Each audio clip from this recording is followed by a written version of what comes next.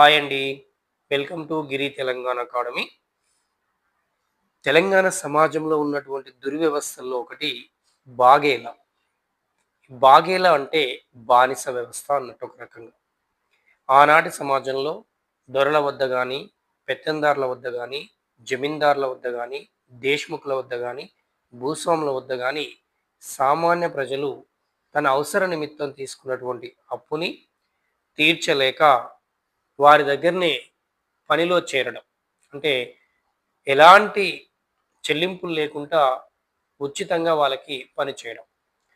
ఇలా ఎంతకాలం పనిచేసినప్పటికీ తన అప్పు మాత్రం తీరేది గాదు. అవసరమైతే వడ్డీకి వడ్డీ పెరుగుతూ ఇంకెక్కువయ్యేది.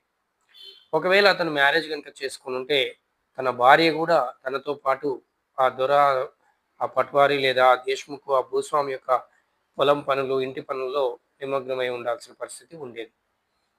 ఇలా ఈ బాగేల వ్యవస్థ నుంచి వచ్చిందే వెట్టి.